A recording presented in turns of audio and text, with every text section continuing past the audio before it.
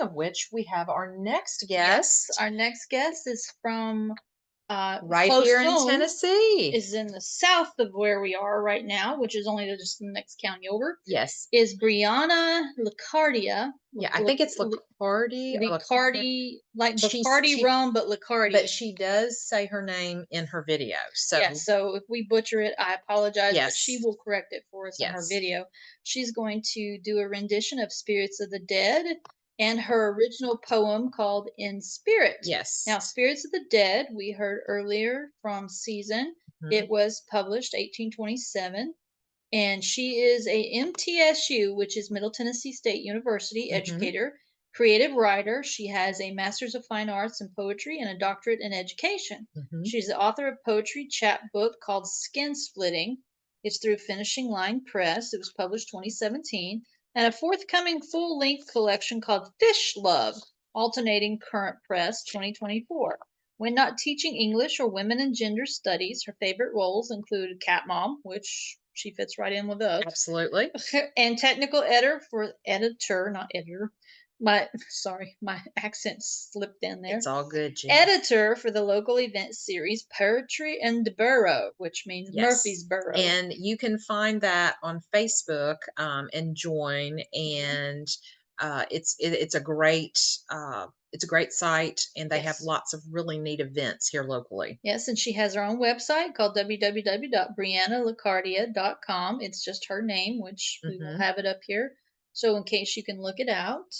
And so she has become one of our supporters and friends from nearby, and we're happy to have her. And so without further ado, she's going to present to us her video of Spirits of the Dead, and then her own handwritten, her own written poem called In Spirit. Yes, and she talks about a little bit of the inspiration behind In Spirit. So in the video. Great. So we can't wait. Yes, so here we go.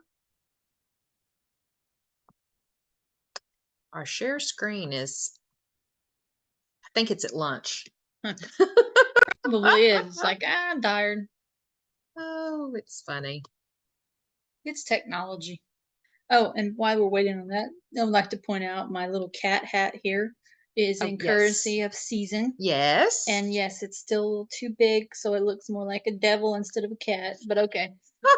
Carmen's going to fix it for me, so hopefully Season, the next time you'll see it actually be correct cat pose instead of my little devil horn sticking out there. All right, here we go.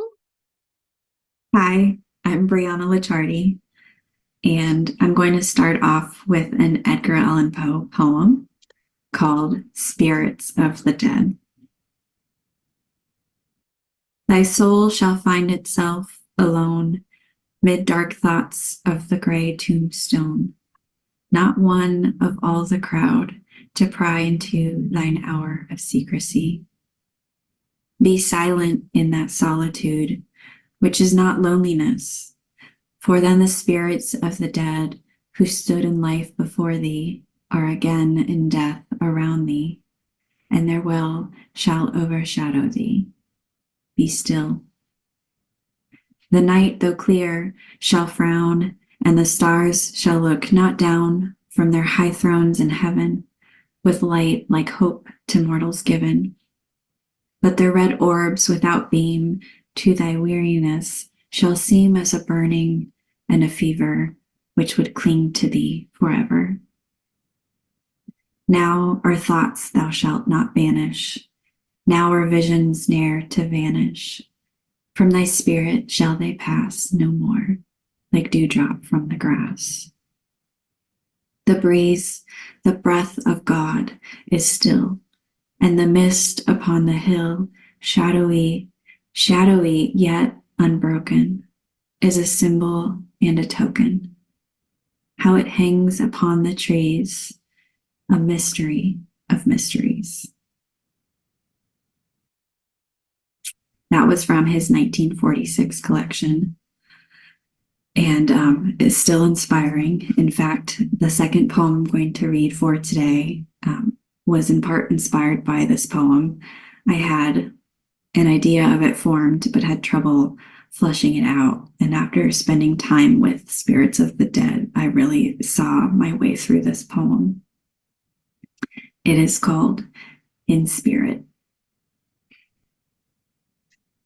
Your death is like the last key on the ring, the one I think of after everything else, all muted, silver, and dull edges, one I use to cut through taped packages, one I don't remember losing, but still find that I am absently digging in my purse for you, confused by thoughts like, don't look too hard.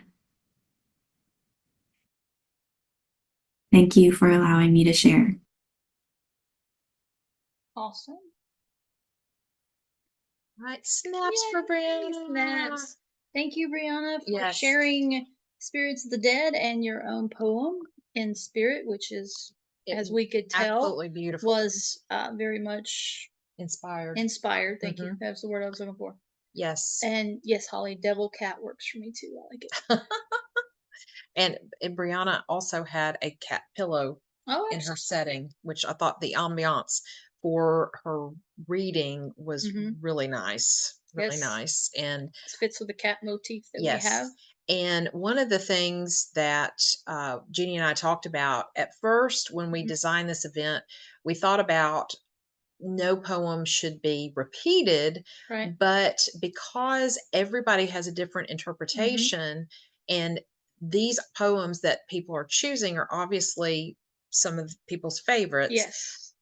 we wanted to basically allow them to do their interpretation, and so it may give somebody that's watching all day Mhm. the opportunity to maybe pick something else out of it, Yes. or if someone missed something in the morning, they might see it again in the afternoon repeated. So Yeah, like we heard from Alex about the Raven, mhm, it is one of those things that each one of us gets touched in a different way with mhm, the poem, with the inflections, with our own subconscious indications of the poem. yeah, So it's good to have different renditions, whether you read it on your own or you hear it from someone else's interpretation. exactly. So we hope you enjoy that and get as much out of it as we want you to about poetry, Yeah, because poetry really is an individual interpretation, mhm, whether you're writing it or reading it or listening to it. yeah, So it's good to have differing visions mhm, to help you make a decision. So absolutely. Holly says, great job, Rihanna. She says she loved Mhm. the original poem.